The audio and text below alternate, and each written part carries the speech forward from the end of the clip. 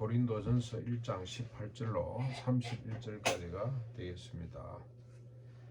먼저 18절에 보면 그리스도와 복음으로 서로 하나가 되도록 권면한 바울은 복음의 핵심에 대해서 이야기를 합니다.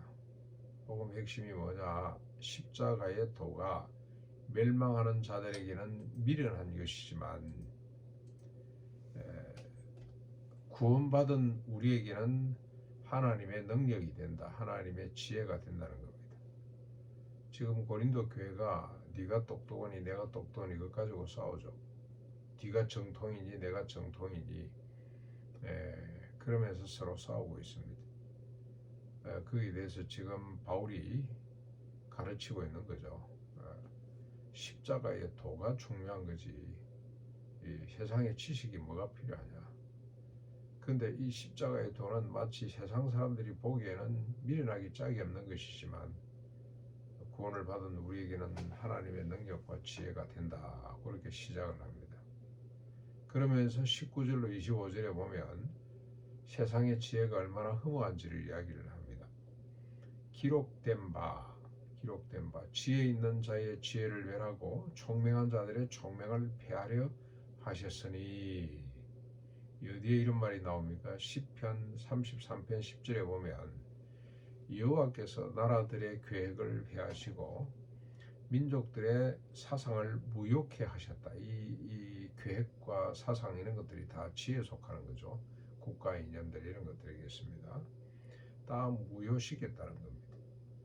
북한으로 치면은 무슨 주체 사상이 되겠고 남한으로 치면은 무슨 소위 정치가들이 말하는 자유민주주의라고 하는 이런 것들 전부 다 이게 다 하나님께서 무효로 시켜놓은 것이다.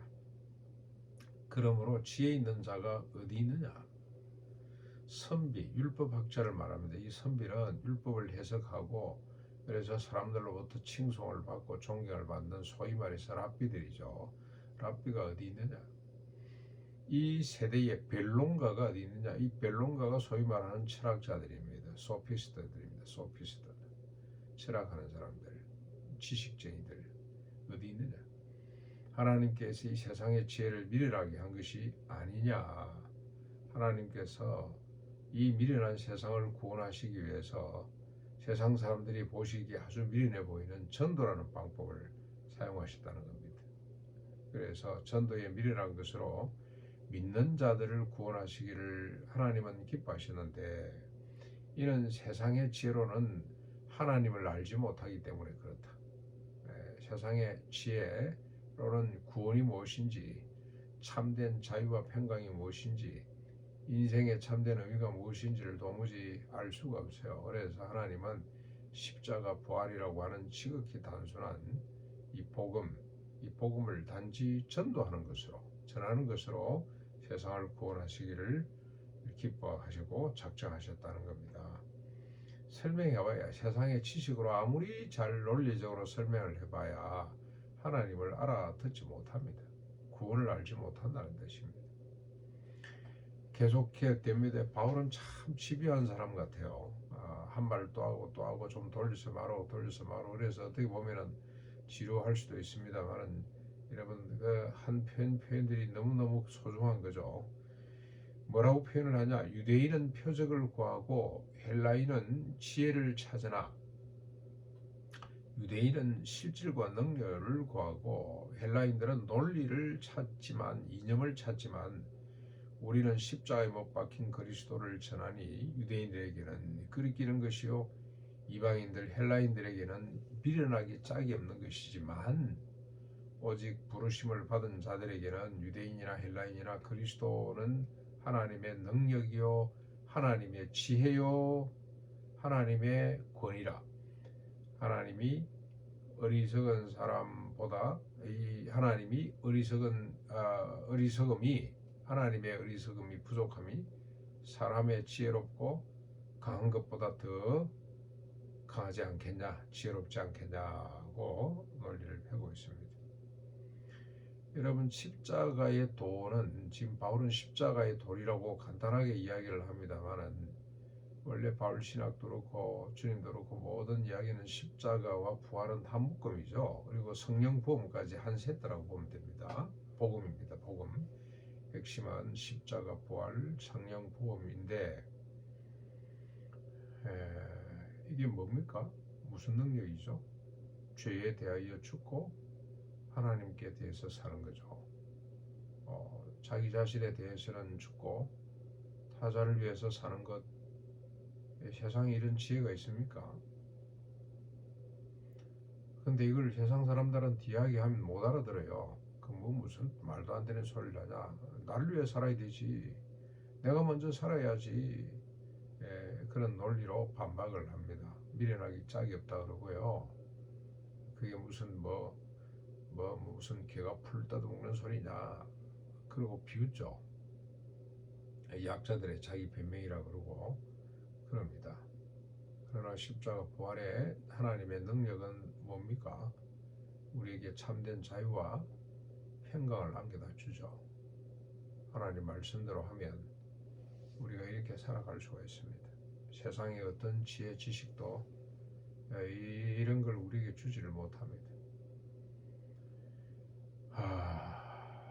이 십자가 부활의 도야말로 다시는 내가 사는 것이 아니라 오직 그리스도가 사는 것. 어떻게? 십자가로 나는 죽고 내 안에 그리스도가 살기 때문에 옛사람, 자기의적 욕망의 옛사람은 죽고 타자의적 섬김의 사람으로 우리가 거듭날 수 있기 때문에 그게 십자가 부활의 도입니다. 성령 부으심의 능력이죠. 이게 하나님의 나라 구원의 힘이라는 겁니다. 이게 복음입니다. 이 복음을 놔놓고 뭐 누가 서로 똑똑하니 네가 누구 파니 이렇게 싸우고 있냐. 지금 바울이 너무 안타까워서 그렇게 이야기를 하다가 26절부터 29절까지 보시면 뭐라고 이야기를 합니까? 형제들아 너희를 부르심을 보라. 육체를 따라 지혜로운 자가 누가 있냐?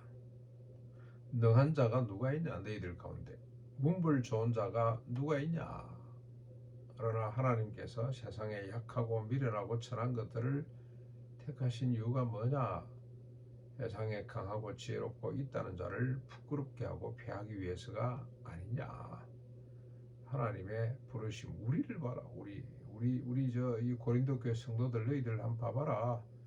똑똑한 사람 누가 있냐? 여기 뭐 무슨 힘이 된 사람이 누가 있냐?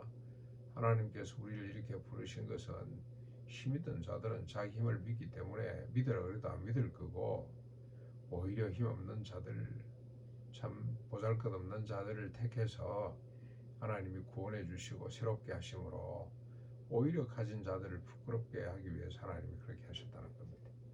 그러니 우리가 자랑할 게 뭐가 있냐? 서로 지주장하고 내세울 게 뭐가 있냐 이 말입니다. 그렇죠? 그래서 30절 31절 너희는 하나님으로부터라서 너무너무 영광스러운 이야기입니다. 이제 차원이 확 달라집니다. 우리가 미련하고 없고 부족하고 지질이고 그렇습니다만은 하나님이 우리를 구원하셔서 어떻게 만드셨습니까?